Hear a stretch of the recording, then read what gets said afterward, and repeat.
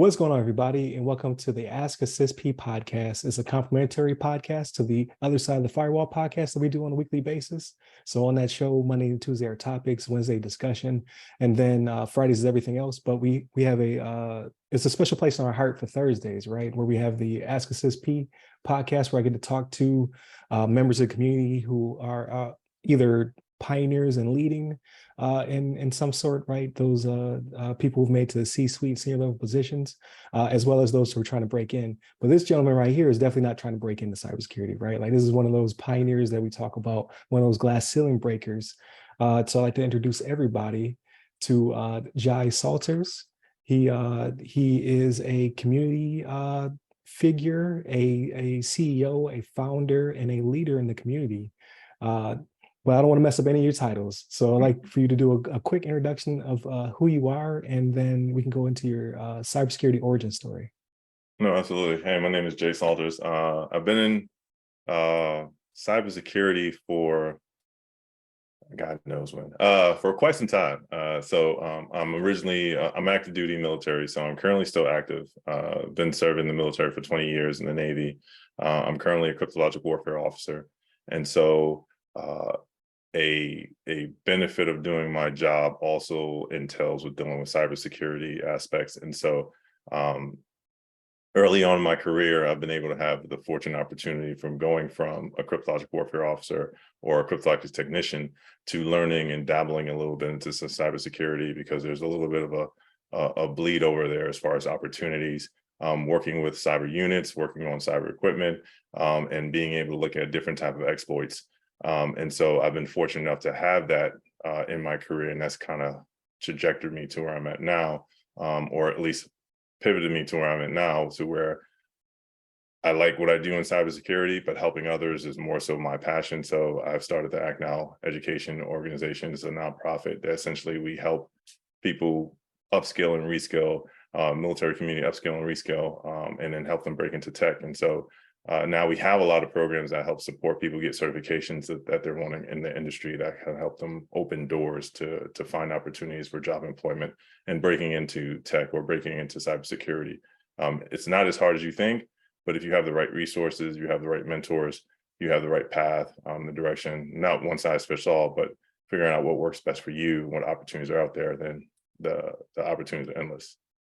Absolutely, and then that's awesome that you're currently doing all of the above and still on active duty. So then that makes more sense to something that you said within your bio, right? So a little bit behind the scenes. I don't like to ask too many questions before I do this specific episode, right? I like to learn just like the audience is learning, because I think it helps me with asking questions that I'm interested in, right? But I do a little bit of homework. Don't get me wrong. But within your bio, right, so it says you're dedicated to providing 1,000 military personnel and spouses with job prospects in tech before my 2026 retirement. So far you have 36 placements.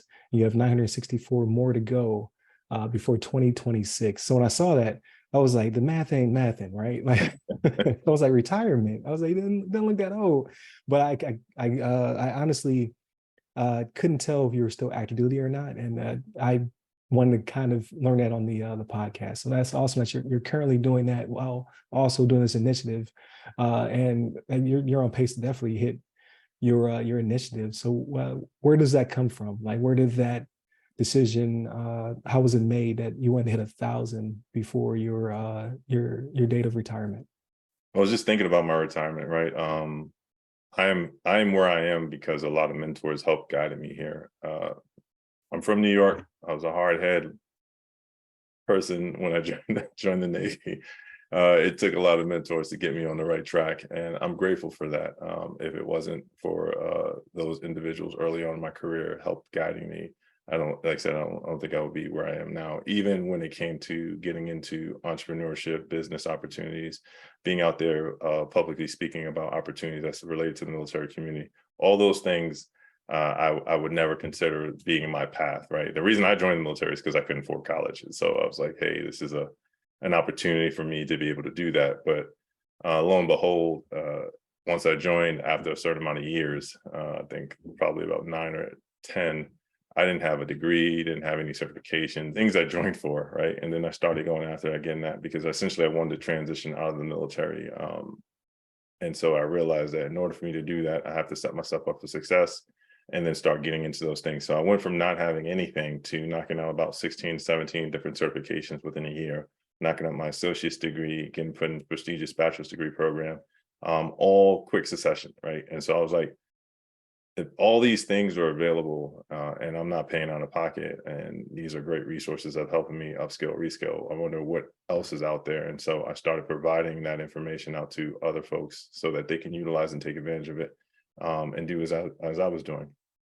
And so um, that's where it all started. A lot of people struggle when they transition out of the military or looking for opportunities, right? They don't really know how to articulate their skills, and they don't really know what their value, right? That value add. What do you bring to the table? How do you articulate that? How do you speak to an employer about what you can help them with? What problems can you solve?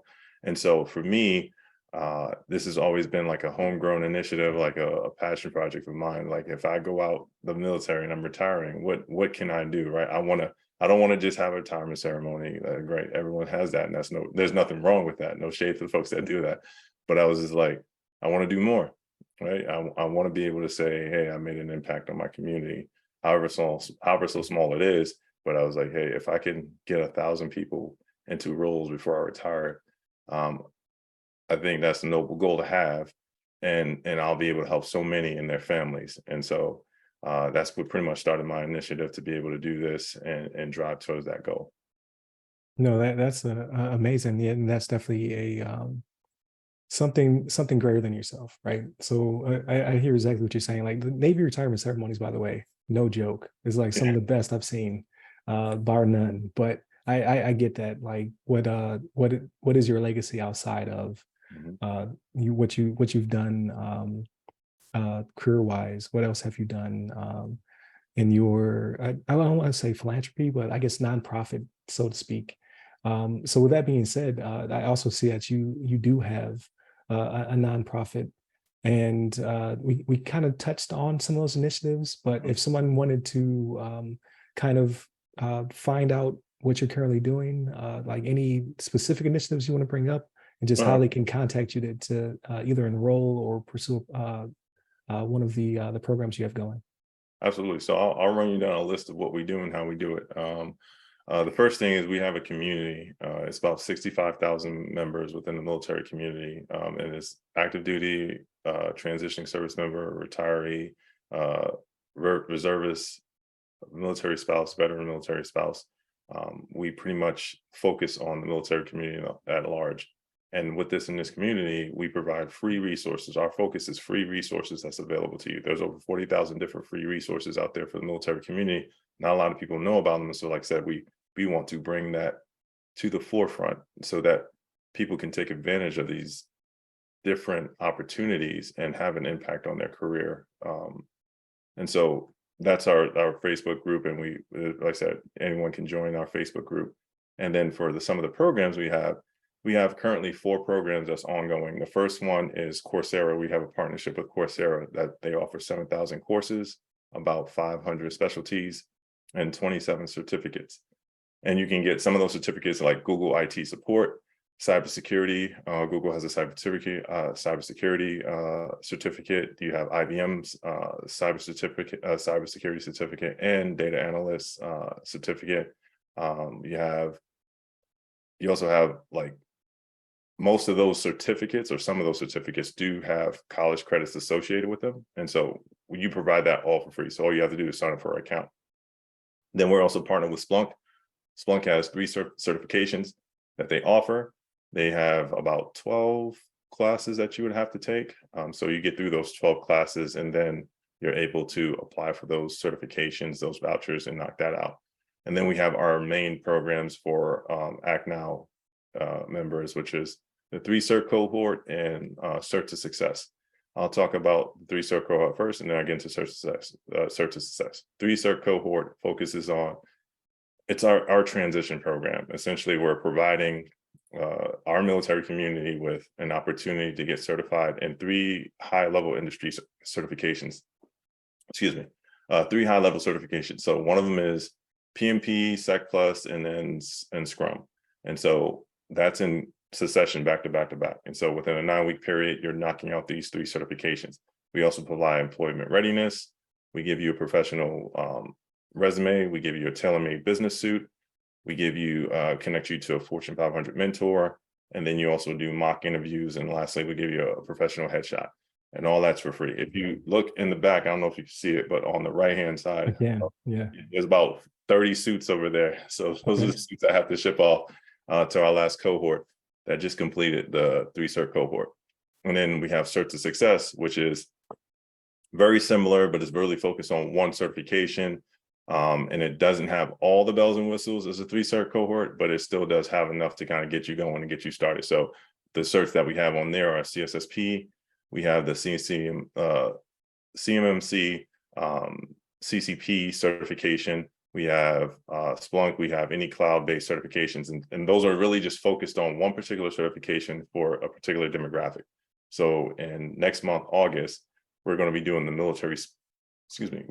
military spouse program, and our military spouse program is focused on Scrum. And so we are going to help about 30 to 50 military spouses get certified in Scrum. They're going to do actually live sprints with us. They're going to work on projects that help our community, and then we're going to connect them to employers. And so the next go around may be veterans, the next go around may be transitioning service members, and those are the programs that we currently run. That's awesome. And is that also, I guess, adjacent, or do you work with SkillBridge as well, or is it completely separate?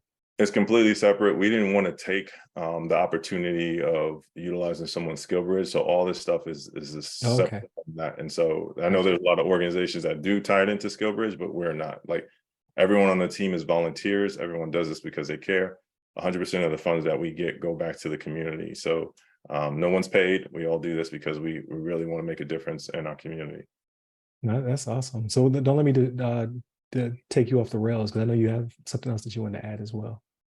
As far as what the programs? So right. Yeah. So you said you had the 3-cert track, then you had the one that's the Cert to Success. Yeah, right. I kind of talked about that. That one's like, it doesn't have all the bells and whistles as the 3-cert, but it does cover down one particular cert. But that's the one that has this CSSP.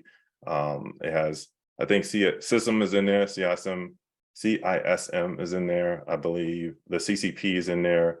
So there's quite a few certifications, but that one's a little bit more technical based. Whereas with the 3-cert, it's the PMP, Sec Plus, or it could be the PMP or Project Plus. Sec Plus is usually the core one, and then we have the Scrum certification. And so those are interchangeable, but as far as like the Cert to Success, we're really trying to focus on honing in a particular skill set within the cybersecurity realm. And so being able to identify what demands are currently out there and then aligning those with those demands, those job demands. No, that's amazing. So for you to be able to do it with all volunteers, how does that process work? Like, if someone wanted to work with you to volunteer their time, how could they do so? Yeah, putting that work. Everyone on the team, everyone on our team is passionate about this. And don't get me wrong, is a lot of people say they want to volunteer with us. When they see the work, they're like, right. Yeah, but it's because there's a lot of work. It has to be more of a thing that's a part of you than a thing that you want to do. I really can't explain it in the best way, but the team is by far one of the best teams I've ever worked with. They are really determined. They spend more than 20 hours a week, and these people have full-time jobs, right? And they're just doing this to be able to help out. Like, give you an example, Tyrone Hewitt, who is the guru of transitioning, he spends about 20 hours a week approving people's Coursera accounts. And so that type of dedication, and not being paid, but that type of dedication as a volunteer goes above and speaks well to his character. But there's a reason why he does it, right? Because he understands that people will send him a message saying, hey, I got a job because you allowed me to get this Coursera account that allowed me to get this certification or certificate done, that now, I'm working for this employer because of it. And we just got a message like that last week or so. So those help us fuel what we're doing and push what we're doing. No, that's I keep saying the word amazing, right? I'm trying to think of something. I'm trying to express my vocabulary in a certain way, but no, just the sheer amount of, like you said, effort and work for an all volunteer force who are all, or I don't know if all of them, but a lot of them have full time jobs or active military or things of that nature. That's a huge movement. And then you said the Facebook group itself has thousands of attendees as well. So like it's kind of baffling that you're able to run such a large operation while still on active duty. And by the way, you have a position. So I'd like to go into that as well. So I Yeah. saw recently a post, right? So we connected, we scheduled the time, but we didn't really interact. And then I saw a post kind of welcoming you into your new role. Yes. So my new role is I live in Ellicott City, Howard County, and so I recently was appointed as a commissioner for the military veterans. I mean, veterans and military families commission supporting the military community within Howard County. That's a new undertaking for me. And it's really, just getting in front of the problem sets that my county faces with our military community and being able to provide resources, opportunities, and understanding their needs to be able to address those. Like I said, when we're focused on, doing for others and giving back to the community, like service is all I know, whether it be in the military or outside the military. And so I saw this as a good opportunity for me to be able to do so. And something I can learn a lot from in terms of looking at policies and things that can help locally affect our community. And I kind of started in the reverse order, right? I started doing things nationwide, and then I was like, well, what am I doing locally? And so let me see what I can do locally and how I can give back to the community directly. No, that is a great undertaking. So uh, I know a lot of people are probably wondering the same thing. I'm wondering as well, is like, how did you find more than 24 hours in a day? Like, how do are you able to make all these things happen with a finite amount of time? Yeah, that's a good question. Yeah, I'm working on it. I'm Right. still in the process, right? It's really just, just being able to manage your time as best as possible. In the military, we are kind of given some unique skill sets of being able to do more with less. And so if you're looking at how to best manage your schedule, how to best be able to kind of time block what do you got going on, it kind of helps out, right? And so for me, running the nonprofit is definitely it's a full-time gig. Don't get me wrong in that, but having the right people in place and trusting them to be able to do the things that they need to do helps and makes that a little bit more of an efficient process, right? You can't, though it's something I created, I trust in my team to be able to deliver on different aspects. Now I do a lot of work in that regard as well, but I do make sure I manage myself correctly as far as like what I have tasks and what my priorities are. And it's all based off of my priorities. What are the key things that I need to get done this week? And then what are some of the things I can push off for the next week? I have goals, but they're all goal-based priorities. Like this is what I'm trying to get done in this time frame based off of what my breakdown is. And I kind of live my schedule by like a 12-week schedule. So I break everything down. My year is a 12-week, 12-week a year. So essentially look at the things that I have coming up, the things that I want to knock out within this 12 weeks, and then things that I need to bring to things I may need to push down aside that not directly need to get done right away, but something I can work on a little bit later. And so between my nonprofit, I do have a for-profit. I have two for-profits, and then I have the Howard County Commission position, and then my active duty. I just have to balance in my family, of course, in my Right. family, balance it all, right? And so you just have to be really cognizant of your time and what you do. Do I get it right every time? No, I don't. It's sometimes I spend a lot more time on one thing than the other, but to me, it's like more of an ebb and flow, right? When I focus on things based off of priority, it helps me kind of get my mind in order. But if I'm just thinking about every single thing that I need to get done, you can get overwhelmed easily. So it kind of helps me look at it from that perspective. No, that's an interesting way of looking at it. The 12 week schedule? And is that a methodology that you picked up from something you specifically were taught, or is that just something that you built yourself to say like Yeah, this is how I can manage my time more effectively? yeah, this is something that I picked up. So one thing I am a big proponent of is making sure that if you're spending, so for me, like I was spending 8 hours a day doing my job, and sometimes more than that, doing my job for the Navy. I'll get home, spend some time with my family, and then uh, crash after that. But I was like, if I'm spending 8 hours a day on working for the Navy and I'm not spending any time on myself, then there's something wrong with that, right? Because I want to be able to reinvest in myself so that I can get that return on investment, so I can learn, see what other opportunities are out there, and then that's what kind of happened to me. So I started focusing on myself, spending roughly about 2 to 4 hours a day working on the things that help me learn. And so either it's books, podcasts, um, those things, right? And then just being able to kind of understand what opportunities are out there, just searching for knowledge, hunger for knowledge, and then it's helped me understand that. And so I don't exactly remember what book it was or what podcast I may have been listening to, but like I said, if it's good information, I'm Right. digesting it, seeing how I can fit it into my schedule, seeing how I can be more efficient at what I'm doing, because the information is out there. We just got to learn it, and that information can change us, impact us. And so that's kind of like my focus and what has helped me be able to manage better. Do I think I could have done this like maybe 3 years ago? No, no, absolutely not. And it's not like it's something that you kind of build out to. Is this it's kind of like as Right. things go, you learn and you slowly grow. But then you get to a point to where there's a lot of pieces moving around at one time. So what's your number one priority? What's your things that you need to focus on? And so that's helped me kind of get to where I'm at now.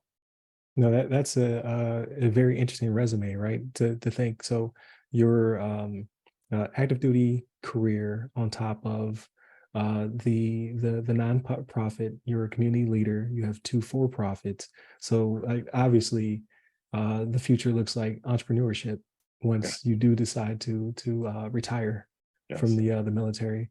Do you know specifically what type of sector you're trying to go into? Like, do you have like, because I don't want to spoil anything in No, no, case you have some absolutely. things Government contracting all the way. reserved. Government contracting all the way. I got you. Yeah, it's just I love entrepreneurship. Is and the crazy thing is in 2015, if you would have asked me anything about being an entrepreneur, I'd be like, no, that's not for me.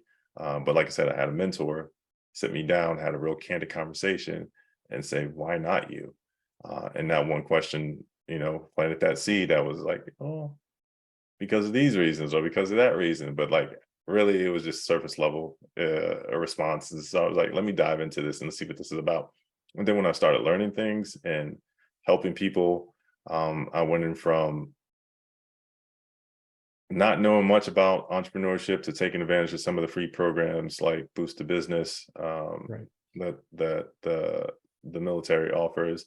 I took advantage of IVMF has a business program as well. I took advantage of that. And then I just started going to conferences, learning from that, went to the military influencer conference, and then started working with people, found my tribe there. It's a group of 6 folks that we all started pretty much at the bottom floor. And now everyone has pretty much built their business up to where some of the folks have uh, their products in Whole Foods, others have their products in Kohl's.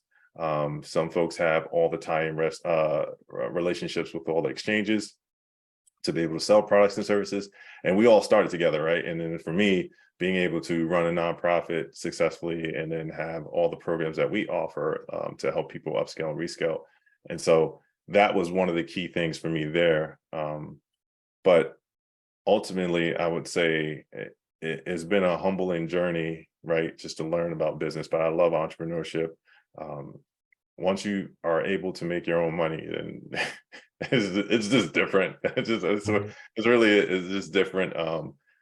I really can't talk much about it. Alex said, it's not. I know it's not for everyone, but it was, and it is a unique situation too, because one of my first sessions where I was doing coaching, I was coaching, but it was essentially talking to uh, young budding businesses or entrepreneurs about how to manage their finances. And I'm not a finance major, and so this role, this job, or the webinar task was for me to talk about that, and it was sponsored through Chase Bank. So I was like, yeah, I don't have a background in this. I don't know if I feel comfortable, talking about this. And then they said, well, we'll provide you all the content and material, and then we'll also walk you through the slides. I was like, oh, if you can give me the slides, I could talk about it. And so when they gave me the slides, just like anything I did in the military, I understood what some of the key elements was. I did my own research. I found additional information that can add value to it, and then I put it together and then put it out there. And then when I did that, a lot of people was like, "Oh man, that was great. It's how long you been doing this?" And asked me questions about that. I just started yesterday. I'm just being honest. And and went from that to, "Hey, do you do coaching?" And I was like, "Well, I don't have anything to coach you on, but I definitely know how to motivate people in the right direction to help them get their business built, and tell you everything that I've learned." And so that turned into providing a lot of coaching opportunities for individuals to where uh, I was selected to run a cohort of sorts for for restaurants, for Black restaurants. Is a Black Restaurant Accelerator, and so it's a 9-week program sponsored by Pepsi, and essentially I just tell restaurants how to scale to 6 figures and what they need to do, how they need to do it. Mind you, I don't own a restaurant. I just know business structure. I know business foundation. And I know how to identify people's problem sets really fast and be able to help them kind of figure out how to maneuver that based off of what their revenue model is and what they look like, what they want to scale, their value proposition. And so those things all led me to what I'm doing now, right? And so it's kind of been something like, if you try it, if it works out, great. If you don't, you can learn from it. I don't take any L's, just learn from all my lessons. And then yeah, kind of got to where I'm at now. So I'm my 3rd year of doing the Black Restaurant Acceleration Program. And this year we're actually hosting one in Baltimore, where we're holding all the different restaurants. I think I helped over 40 different restaurants. All the different restaurants come together and they offer their foods and their services. And so, like I said, that's become an opportunity. And I never thought I would be, dealing with business in that sense. But like I said, I just love the entrepreneurship aspect of it and being able to break things down, show people different sides of business. Because when you're running a business, you're in your business. So I want to help people run their business, but not be in their business. Kind of remove yourself from the business so that can Right. enhance its own. But yeah, I know there's a lot. There's a lot to say. No, you said a lot of key things Yeah.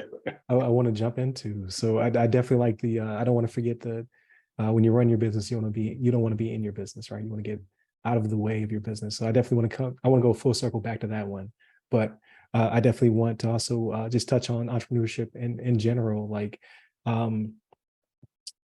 there are a lot of programs, either while you're still active or when you're in the process of transitioning, like you said, boots the business, which is one that I followed through TAP, right? So the transition assistance program. But there are so many, it's somewhat overwhelming, and it's because we're able, like, so as veterans, we're able to take advantage of not having a lot of resources, having that drive and that motivation, and also be able to outwork a lot of our peers on the outside. I'd say all of them, right? There are a lot of great entrepreneurs that never did a day in the military, but to say we're just built a little different only because of the environment that we're kind of grown in, right? So there are a lot of opportunities, but then there's a lot of fear as well. So people will say, because well, I don't know if I want to run my own business. I don't know if I want to take that on risk on myself and things of that nature. But they forget that there's a lot of advantages that we have when it comes to the free education that we received, right? We're not buried under a lot of student debt. We also don't have the necessarily need all of the medical that depending on if you retired either from the full 20 years or you're medically retired, things of that nature, where you have to rely on an employer to provide those benefits to you. So it's good to see someone like yourself be on the show, kind of saying like there are no such things as L's, right? These are just lessons that you've learned, and it can kind of help those who are listening. They're kind of on the fence, right? Like, yeah, I have all this opportunity, but I don't know if I want to cross that line, right? I'd rather have somebody else take the risk on my behalf, not knowing, like you said, like making your own money is different. Like being your own boss is different. And then I like how you said that you help people get out of their own way, basically, is to be able to run your business from the outside. So you're not, I guess what my interpretation would be like, you're not micromanaging every aspect of it. No, no, no, absolutely. And I'm helping them understand processes. But the biggest thing that in business is, to me, it's like 80% mental. A lot of people are just in their own way. And so I Mhm. help them quickly identify what those things are, those limiting factors. And then that 20% is execution, right? Just being able to execute. Sometimes showing up in the right place is all you need to do.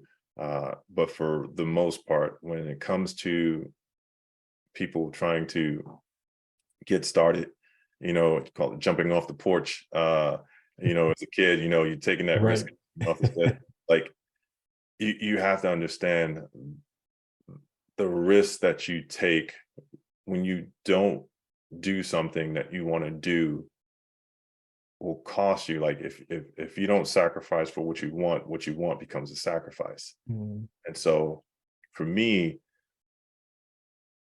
I didn't want to have anything that prevented me from, taking advantage of some of these opportunities. Do I have a lot on my plate? One would say yes, absolutely. But like I said, I try my best to manage it as best as I can. But when it comes to what I've learned, the value added, I can't get that in the school. I can't get that in, reading books. I may get some aspects of that, but that trial and error, and don't get me wrong, it's not like I win every time. I definitely, like I said, I definitely learn my lessons. I don't call them losses, but I definitely learn my Right. lessons. But it just helps me understand how to maneuver, how to improve, how to get back at it. And that's only something you can do with experience. That's only something that you can do when you try. Because once you know that, hey, if I put myself into this position and I'm going to go for it and I'm going to make things happen, as long as you're leaning forward, there's going to be some type of results. Now, it may not be the results you want, but you can, kind of tweak what those results are based off of what you're going through, what your experience is, reaching out to mentors, getting guidance. And so for me, it's the thrill of being able to explore those opportunities and not letting myself get in my own way. Like I said, I didn't want to start a business when I first did this, and someone would ask me back in 2015, hey, you'll be doing these things. And I'm like, no, no, of course not. I just want to work for Google and like collect Right. the paycheck, right? But it's something that's, you're just challenging yourself, right? And you're just trying to build a better version of you. And like I said, you may not get it right every time, but the risk that you take when you don't do something is too great, right? And so for me, that opportunity cost is not something I'm willing to forego. And so I will definitely lead into those opportunities and see what kind of opens up. I'll give you an example. Um, with the restaurants, right? I'm helping a lot of restaurants scale to six figures. I don't own a restaurant business. And so for me, I was just like, I'm helping a lot of these companies do this. And, my business is not on that level. My business, I make decent money, but it's not like, where it's substantial enough to be able to say, like, hey, this is how I base my business off of, this is how I'll be able to scale it. And I was like, if I'm doing this for other businesses, I need to do this for mine. And crazy enough, I turned it around, and within that month, I made 3 times my salary, which is well over six figures. But um, this is what happens when you like challenge yourself, right? And you really like look at, hey, if I'm putting my back against the wall, how can I make this happen? What are the things I can do to help grow my idea, my understanding? How can I plant that seed that's going to later bear fruit? I'm not expecting everything to happen instantaneously. I'm not expecting anything to happen right now. I put in the work now because I know that if I do that, make these sacrifices, later on down the road, I'll see it. And so everything is pretty much aligned with that. And I just know that as long as I continue to do something, for every action there's a reaction, there's going to be some type of cause from what I'm doing. There's some type of effect from what I'm doing. And so that's kind of how I think about business in that sense. And that's the reason why I love it. It's not like it's not something where it's a science to it, but granted, some people have a good understanding of business acumen. For me, like I said, I just think I like the thrill of the deal, like working with people, Right. being able to say, hey, this is this opportunity. Let me connect these folks. Let me make this happen. It's it's funny. You see, like I'm happy. I know this Right. is we're supposed to be talking about cybersecurity. No, you're good. You're good. So it's like yes, like for the most part, the platform is for those who are breaking in, trying to do something cybersecurity. But just in general, like our community is underserved and just doesn't know about all the opportunities. You know, not for lack of trying, but yeah, it's hard to sometimes uh, get the momentum when you don't see or have the access to people who have a shared community or a shared demographic with yourself, right? Like it's easier for you to achieve something if you can see somebody who looks like you or behaves like you, or you know, et cetera. So I'm just glad to have you on the show, right? Like, and if anything, even if no one were to listen to this episode, right? I've picked up 5 or 6 different keys myself and motivation, right? So that's why I don't like to ask a lot of questions before I get into it, like which probably is not the best for a podcast host. No, no, But that's what the redo is for, right? That's when I get you back on the show, like you know, before the year is out. Like now I've already learned who you are and your personality, and then we can go from there. But the initial onset, I'm trying to get all of that information, just like the audience is, and I feel inspired, right? Because I think what's fascinating is how you said that you took your own training, right? Like you're training people how to do a certain thing and growing their business. You're like, well, what if I focus this inward? Like, what if I do this? Like, what will happen? And then from there, you saw immediate growth. yes. It reminds me of how I can't remember where I picked this up from. It's either a podcast or a movie, but it's crazy how the people who are on Wall Street driving around the Rolls Royces with the 6, 7, 8 digit bank accounts, the person managing their funds is riding the bus or the train, right? So like the person who's actually making those moves happen doesn't have the same wealth as the person that they're managing the money for. So I mean it's the same thing, but it's just that we're all kind of, not to say brainwashed, but we're comfortable, right, Yeah. with someone else taking the risk, as Yeah. opposed to like, you know what happens if I try it myself? And like you said, like every challenge is not going to be a success, but you learn something, right? And then obviously it takes a certain build of a person to be excited about those challenges, because like for some that fear is hard to get over, and I get it and I respect it, right? But again, I think our community has such a huge leg up, being the veteran community, because of all of the avenues that they present to us. It's just you don't see a lot of it until you're about to get out. Yeah. Like, what could I have done while I was in Yeah. with this information, right?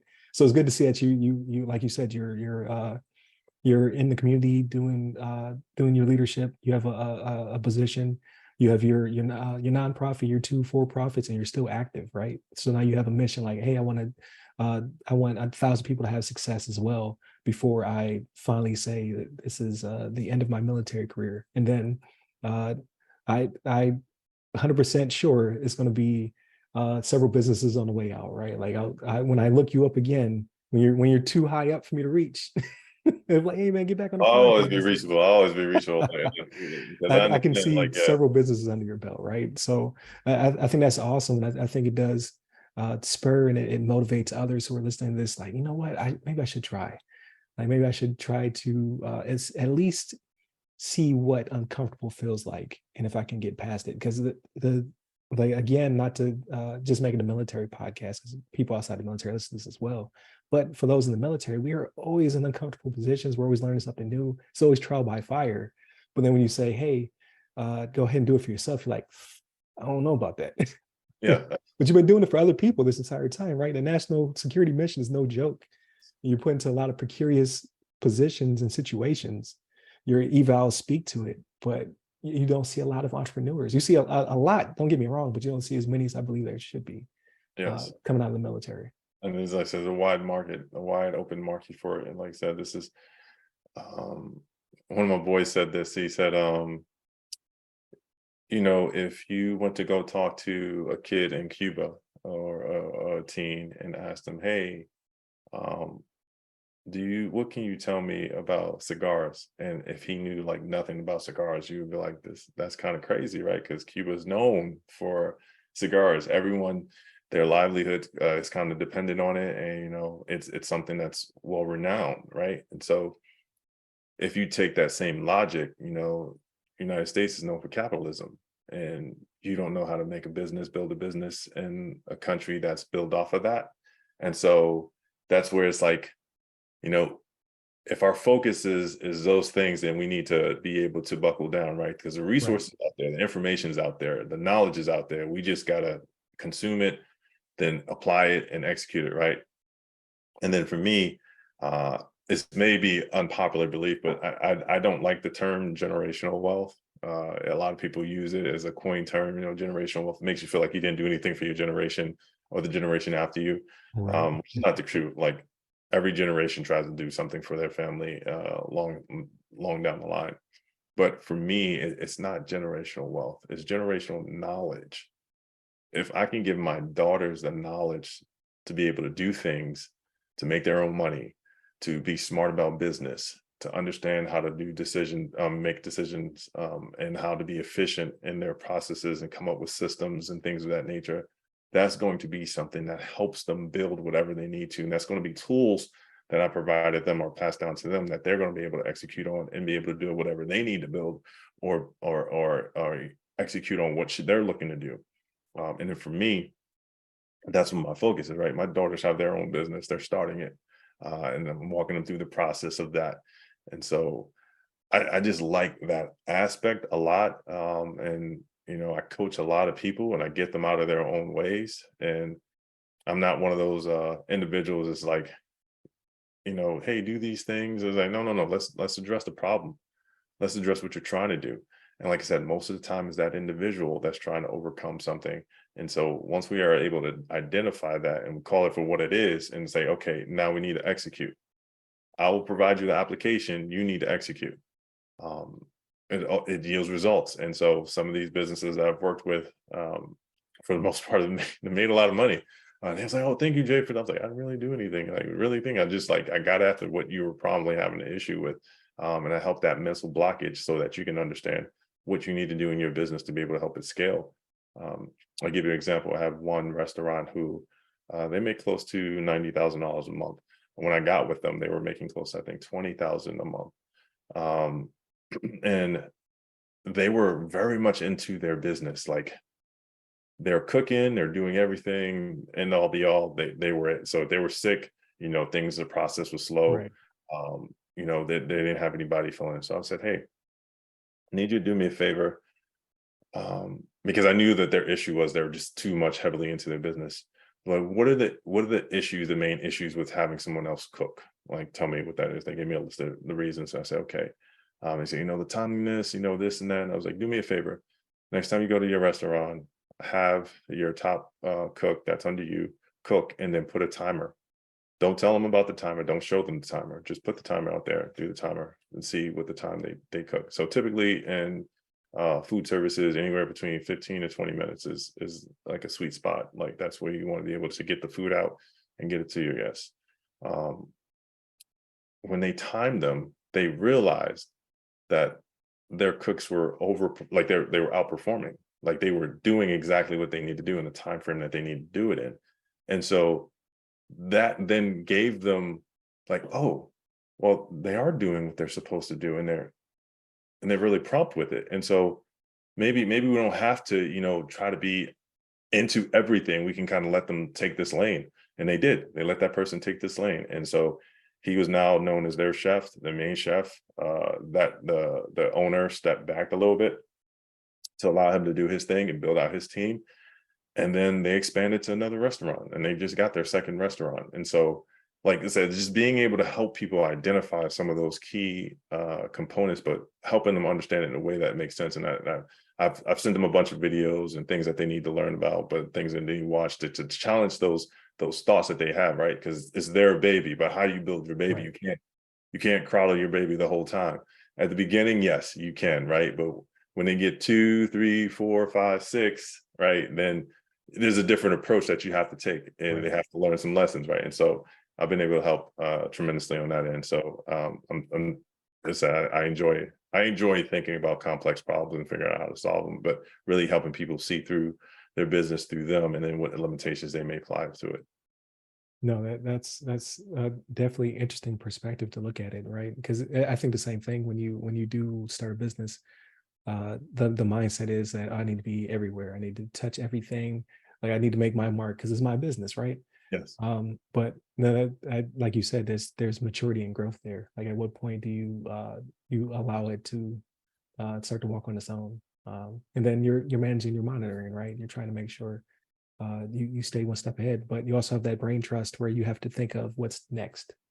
I think that's the hard part, even for myself, right? Like for my little ventures that I have going on, it's hard to not have your hands on everything at all times. So Well, yeah, we'll jump on a call and we can get through it. Look, that's the yeah. thing.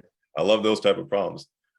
But yeah, you just got to really understand, like, who would you be if you had no limitation to what you can do? Mm, And a lot of times we don't think in that manner. We think about, oh, if I do this, then this will happen. If I do this, and this will happen. Every time I've ever planned something like that, like, okay, yeah, these are the steps. And if I do this, these are exactly, it never turns, my plan never comes out to like that way. It never works right. out that way. Which leads me to believe, I just got to go through the process, and then refine it. And because if I'm worried about what will happen if I do these things and it doesn't pan out the way that I want to, all that is wasted energy, and I don't have time to waste energy, right? And so it's more so try to figure out what my solution is, try to figure out what the problem set is, try to figure out the solution for that, and then develop a plan for it. Yes, you need to develop a plan for it, but don't let um or don't be hesitant on moving forward because of the unknown. Everything is unknown, but everything around us is created by somebody, right? Somebody created the book, somebody created TV, somebody created the computers that we're on. Somebody had an idea and they pushed forward and they made this happen, and now we're using it, right? And it's the same thing with Right. you and your business. If you don't really believe in yourself, then who will? And so, yeah, I don't want to leave anything on the table. I want to be able to say I've done everything that came to my mind, um, as long as it's part of my priorities, and then move on from that. So it's more so like I really want to see who I become, who I develop myself into, what type of opportunities I want to get into. Like eventually, I want to get down to the philanthropist, right, and being able to help folks really build their business and fund those businesses. And so, but for me to do that, I got to make sure that my business is straight, and opportunities I have are scaling. And so, this is more so this part of the process, right? The end goal is to be able to be better than who I was the year of the previous year. And so I constantly work on that. Right. No, I mean that sums it up very well. So I'd be remiss if I didn't steer us a little bit back into the cyber aspect, and then like I always say on the show, then we land the plane with kind of what are you doing outside of the building the businesses and things of that nature. Like, what are you doing with your family? What do you do to unwind with that probably 30 seconds you have remaining in the day? But so the first question being, when it comes to the cyber aspect, well, where do you see yourself with that, or being in that, or will it be business? Will it be coaching? Like, what will you do with cyber when you retire from the military? Yeah, cyber is mainly probably build a defense contracting company that's focused on providing cyber solutions and IT solutions, everything with AI to IT functionality. So like that's probably the where I would like to see myself within the next 3 years. Okay, so like Um, a 801c, most likely, or yeah, uh, possibly. I'm not too sure which direction I want to go with it, because I uh, want to be able to employ people. And so more so be able to, that's why I said defense contract and going after contracts. So if I'm going after contracts, registered as SAMS as a business, I can go after contracts and be able to fill it with the military community that's looking for opportunities. Because I'm tired of the gatekeeping for the cybersecurity. oh There's yes, entry level it's opportunity getting, that you need 5 years. getting better? Is it getting worse? I mean, yeah. I've just come across so many issues where like you have to have 5 years of experience for an entry level job. That's not an entry level job. Right. Um, How did I get that? Like, yeah, where did that come from? and so I want to be able to change that narrative to where I get the folks in the position so they can do what they need to do in order to get the skill sets that they need. And so that's why I'm pushing to be able to open those doors and And obviously you can't do that as an active duty member because there's a Right. law against you doing that. But most of my Conflict of interest, right? yes, most of Yeah. my mentors are in that space. And that's what kind of pushes me. So being able to enable others to actually learn the skill sets to do cybersecurity, IT, or get into AI, learn coding, that's my focus. No, that's great, especially again, like it's kind of what the platform's built on, right? That's what we're trying to target because it it on a weekly basis it ebbs and flows, right? Like we'll have a really good story like this week coming up on Wednesday. There's a huge surge when it comes to diversity and bringing women into cybersecurity, which is great. 2 months ago, though, it was the exact opposite, right? So like it just depends on really the initiative being done by big corporations that then trickles down the smaller ones. Right now, I want to see that upended only because large $1 trillion corporations are letting people go, and it's last in first out, right? And usually that's D E and I. So that's what worries me about the progress. So I see it, it happens, it comes in waves, and then we have mass layoffs. It's a little disheartening, but for the most part, I do see the growth. I think I'm spoiled, right? So when I started the podcast, we were about 7% of cybersecurity was people of color. Now we've grown to 9 or 10%, right, in the past 2.5 years, which is phenomenal, but not enough. Like I, I want twice those numbers, right? I want 20%, 25%. So again, I think it's a little bit of being spoiled as well as just it's weird times since COVID. Like things are pretty strange out here in the market. So that's great to see that'll be one of your initiatives, right? Because you have so many of them. That'll be one of your initiatives to get that started. So if anybody's going to get it started and keep it going, it's probably going to be you. So I look And it's all forward to wrapped, seeing yeah, it. it's all wrapped into that one model for me. So yeah, I think, like I said, Okay. that I'm doing these other things so I can learn on on my time now. When I transition over, then Right. it's Right. time And I think you're doing it the to right work. way. Like, Yes. because a lot of people wait until, which is nothing's wrong with that. They wait until the transition, because there is lots of opportunity. You have lots of mentorship near the end of your career. It's like, okay, you're going to get out. So we have to make sure you're not, juggling fruit underneath an underpass. We want you to be the best you can be, so you don't make us look bad when you get out of the military. But it's like, no, like I just wish they would do that 10 years out, 5 years out, but I get it. They don't necessarily want to let talent go. But then when they have no choice, it's like, okay, we have to make sure we have to put their best foot forward. So I love the military. Again, like you said, it's one of the best decisions I made, right? Like my thing was also college. I did a year before joining the military, and I was working full time, going to school full time. Needless to say, I wasn't doing anything well. So I was like, I'll join the military. They'll pay for my education. Uh, and 20 years later, I was still doing it, right? Before I decided to finally retire. So also it's weird parallel. So where in New York are you from? Manhattan. Okay, so you're from the city. Got you. Okay, like so I'm from Buffalo. So it depends Okay. on who I Okay. talk to from New York. Either they're like they'll respect it. They'll be like, okay, I know Buffalo, or they'll be like, oh, that's Canada. It's not Canada. Yeah. It's cold and rough It's, buff. Yeah. it's freezing. Yeah. So That's cool. another reason why I joined. I was like, I get somewhere warmer. So Yeah.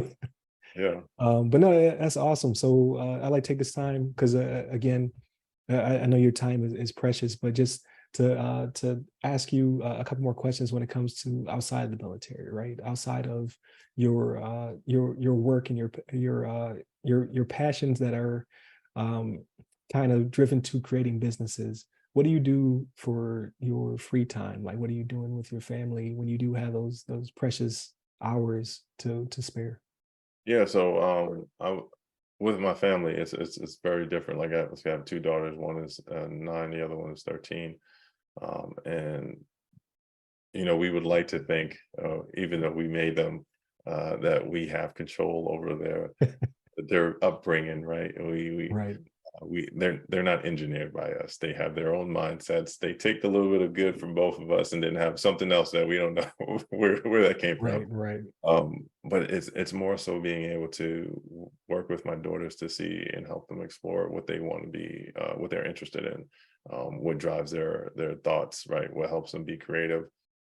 Because at an early age, when you have that opportunity, that freedom, sometimes it can be taken for granted. In other places, they don't even have that, right? And so a lot of times I'm just doing things that have to do with, helping them build that creative freedom that they wanted, or whatever it is that they're designing, or however they want to do something, and spending time doing that. And my youngest daughter, she's really, she'll put, fabrics together, designs things, and none of us in our family do that, but she definitely does, right? And so Right. being able to be able to, okay, yeah, let's try this, or let's flip this reversed around, let's reverse this design around and make a pocket, or let's make a wallet on it. So just things like that, like spending time with them doing that. And then my oldest, she's very much into a couple of things, space. And so definitely that's along the lines of what I was interested in when I was her age. So we definitely sync up on that. But then now she's also interested in YouTube and being a YouTuber.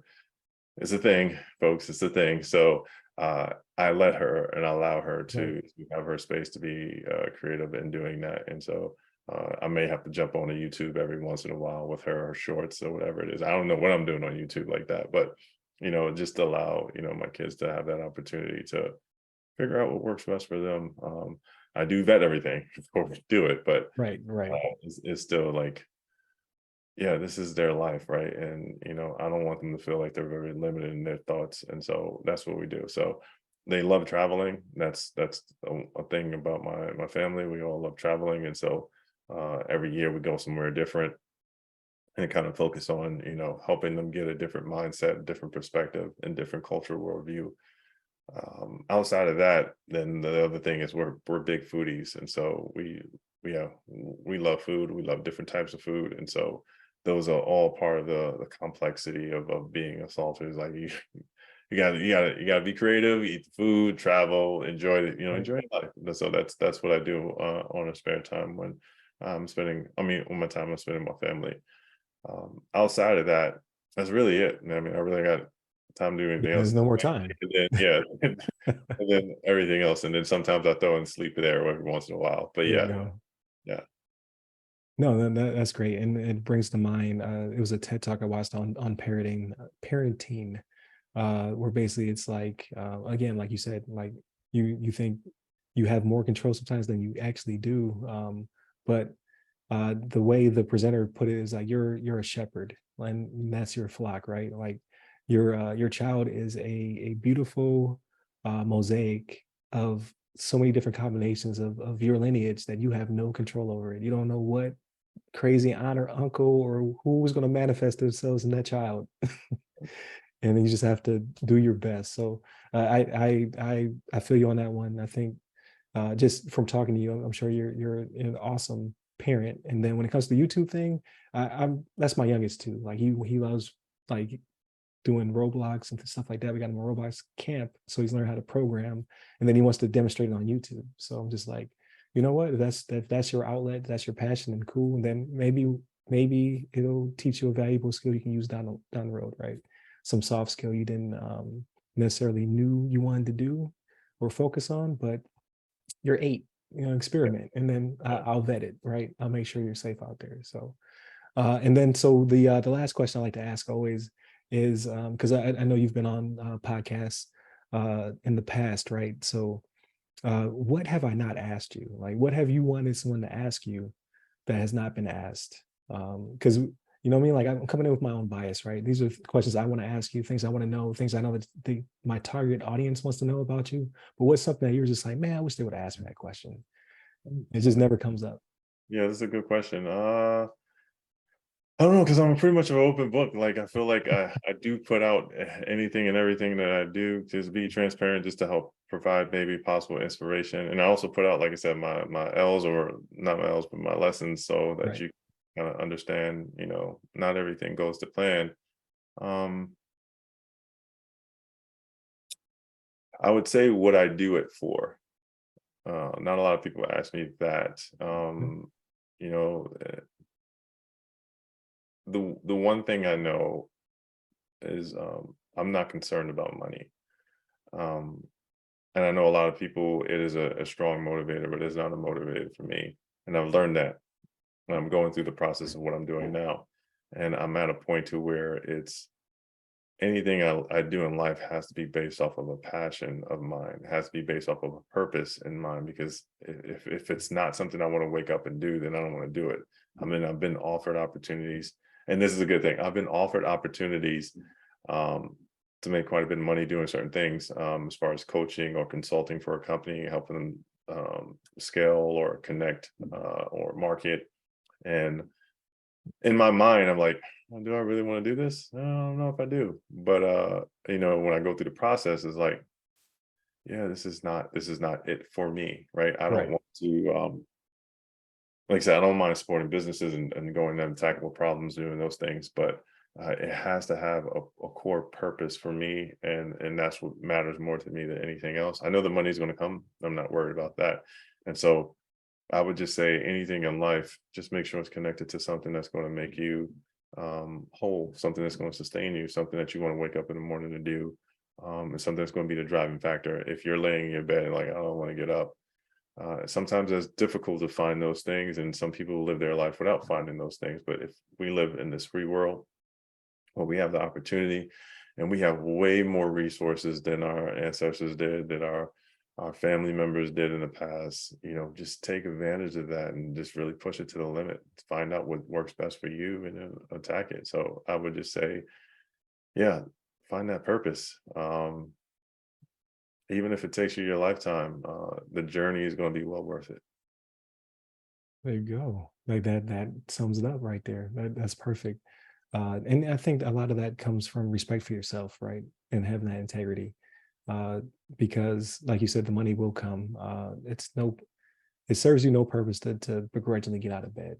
Mm. Like that's just like, what are you doing it for? Like what would be the purpose of you like you starting all of what you're starting, right? That empire or legacy, whatever you want to call it, and be doing it for someone else other than yourself and your family. So no, that's great. And I think that's a good note to end the podcast episode on.